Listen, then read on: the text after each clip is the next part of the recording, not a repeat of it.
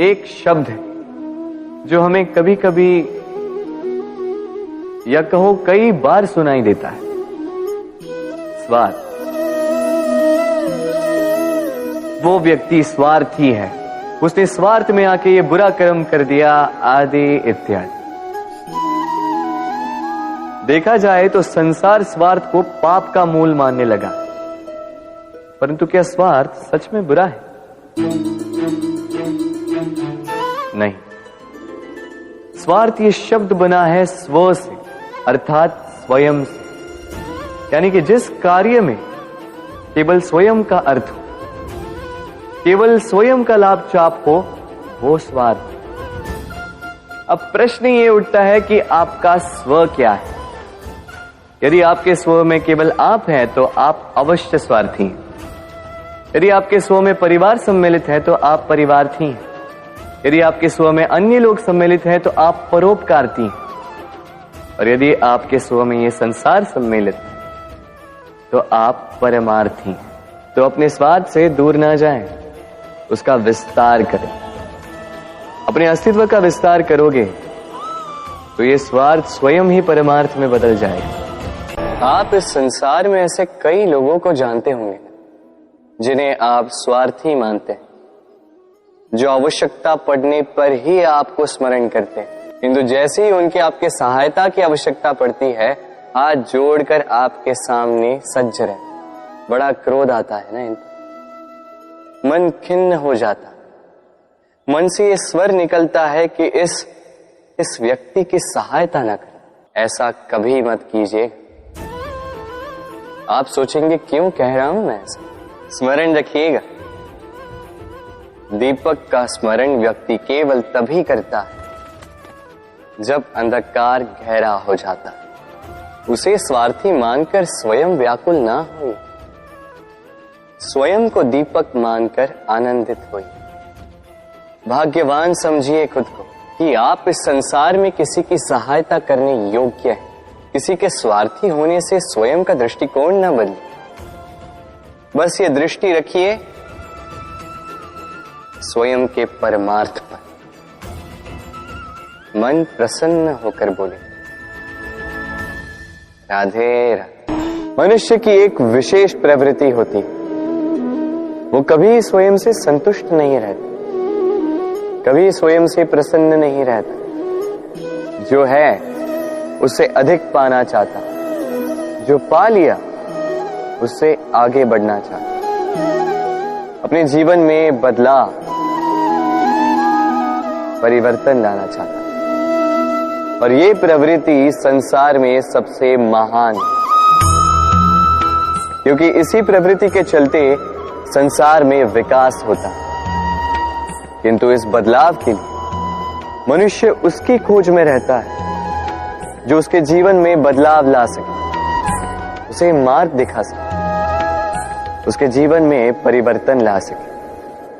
और इसके लिए मनुष्य संसार भर में उसे खोजता है जो उसके पास है।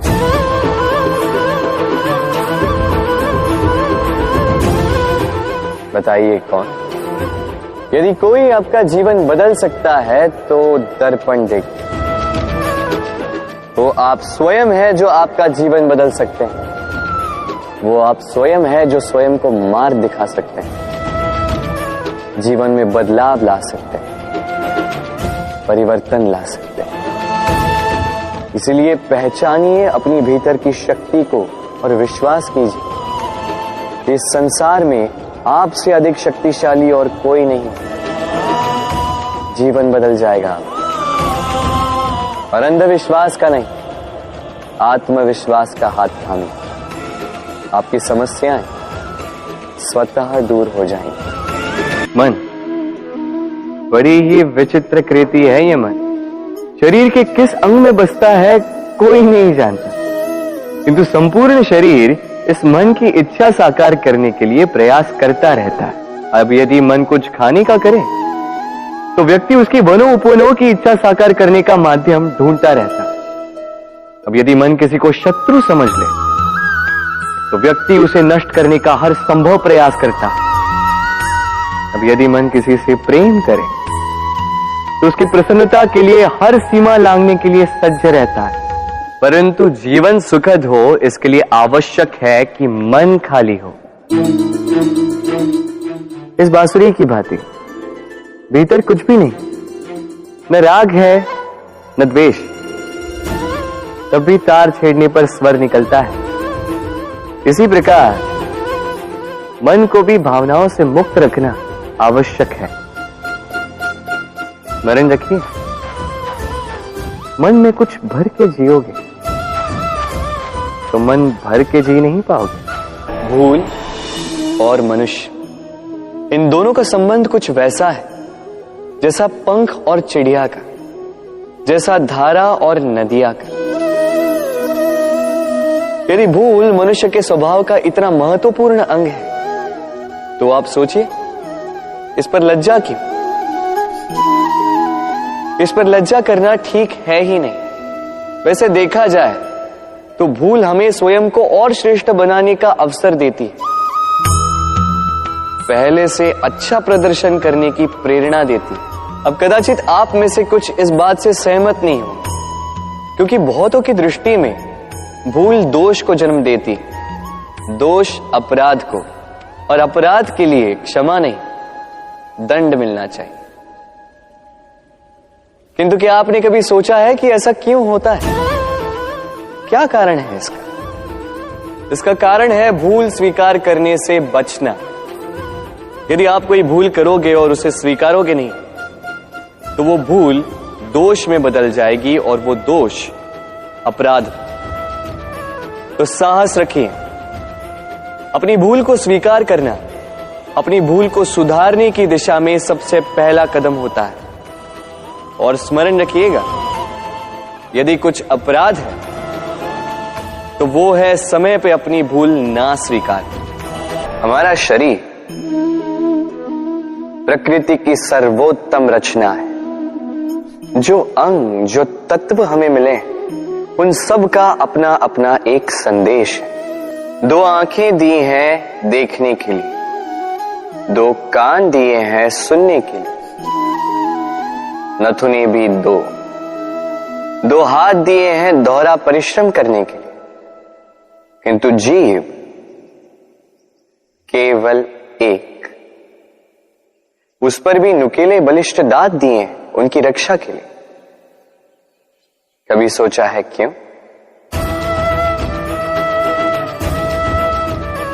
क्योंकि शब्द और शब्दों का उपयोग मनुष्य का सबसे बड़ा शस्त्र है, जिसका उपयोग जितना सोच समझ कर किया जाए मनुष्य जीवन में उतना ही ऊपर उठता है।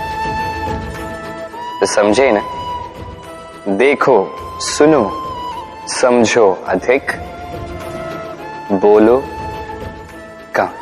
मनुष्य का स्वभाव है कमाना, संग्रह करना, फिर चाहे वो धन हो, नाते हो, संबंध हो या हो प्रसन्नता। परंतु क्या आपने कभी सोचा है, नियति ने ये संग्रह करने की प्रकृति मनुष्य में क्यों डाली? एक बीज से पौधा पनपता है, उसके भोजन से फल संग्रहित होता है। क्यों? इसलिए ताकि वृक्ष उसे स्वयं खा सके? नहीं, बल्कि इसलिए ताकि वो भूखे जीवों में बांट सके। अब आप पूछेंगे कि इसमें वृक्ष का क्या लाभ? लाभ है, क्योंकि जो बांटता है वो मिटता नहीं। जो फल ये जीव खाते हैं वो उसके बीजों को वातावरण में बिखेर देते हैं, जिससे जन्म लेते हैं नए वृक्ष। उसकी जाति, उसका गुण, उसकी मिठास अमर हो जाती है। इसलिए स्मरण रखिएगा, अमीर होने के लिए एक एक क्षण संग्रह करना पड़ता है, किंतु अमर बनने के लिए एक एक कण बांटना पड़ता है। कभी बरगद के वृक्ष को देखा है? कितना विशाल होता है। कभी कभी भय लगता है कि इन भारी डालों का बोझ इतना सह भी पाएगा या नहीं। भय लगता है कि कहीं ये वृक्ष टूट कर न गिर जाए, किंतु नहीं। समय पड़ने पर शाखाओं से निकलने वाली ये बेलें धरती की ओर बढ़ती और फिर स्वयं जड़ बनकर इस वृक्ष को सहारा देती। इसी प्रकार जो परोपकार करते हैं, सत्कर्म करते हैं, उन्हें स्वयं के लिए चिंतित होने की आवश्यकता ही नहीं, क्योंकि उनके कर्म ढाल बनकर उनकी रक्षा करते हैं। इसीलिए जीवन में सहारे की नहीं, कर्म की चिंता कीजिए। राधे राधे।